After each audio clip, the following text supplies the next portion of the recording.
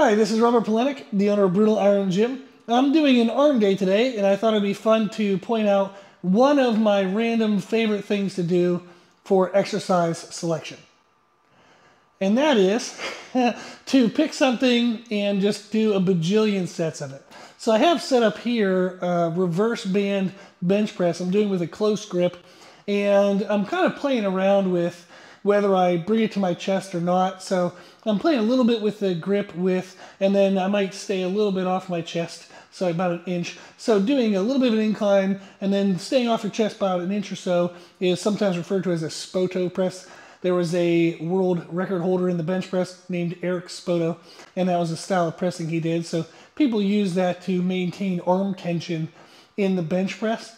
And since I'm working on triceps, I do want to maintain that tension and force my triceps to flex out of the bottom rather than having a bounce or an explosion through my chest.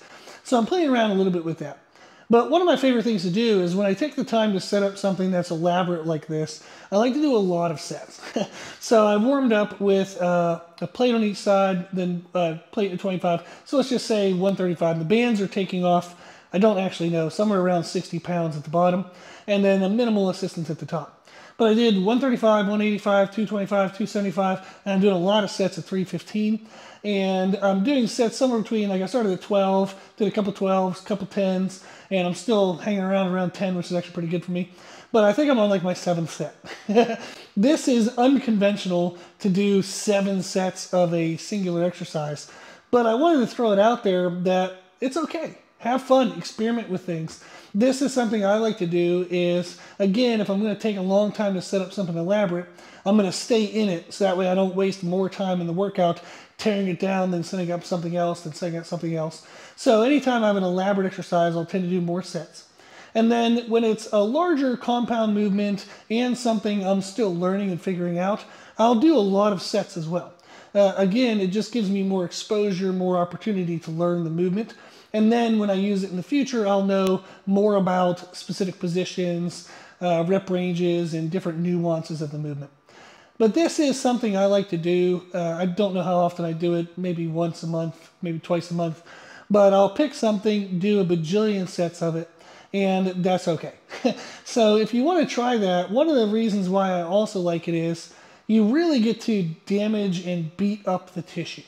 Because often if I'm doing 3 sets here, 1 set I'm kind of figuring it out, 2nd set pretty good, 3rd set really hard, and then I spend 5-10 minutes switching from that exercise to another exercise, do 1 set where I'm figuring it out, 2nd set's pretty hard, 3rd set's really hard.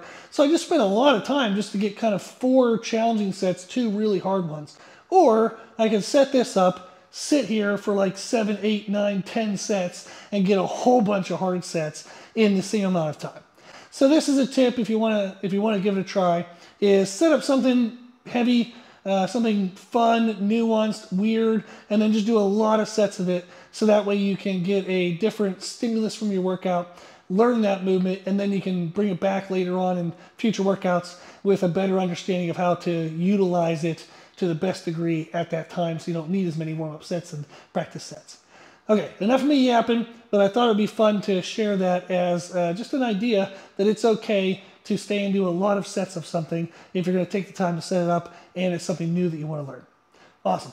If you want some more training information, including nutrition, mindset, and then some listener Q&A, we have a daily podcast. It has over 2,000 episodes. You can find it on our website, www.brutalirongym.com. It's also on most popular platforms. You can just search the name Brutal Iron Gym on any podcast platform. You'll probably be able to find us. But we talk about nutrition, training, mindset, and then listener Q&A. So if you have any questions, you can always submit those on the website, and then I'll make a podcast for you for free. So check that out if you want some more training tips. So give this a try, and thank you for watching.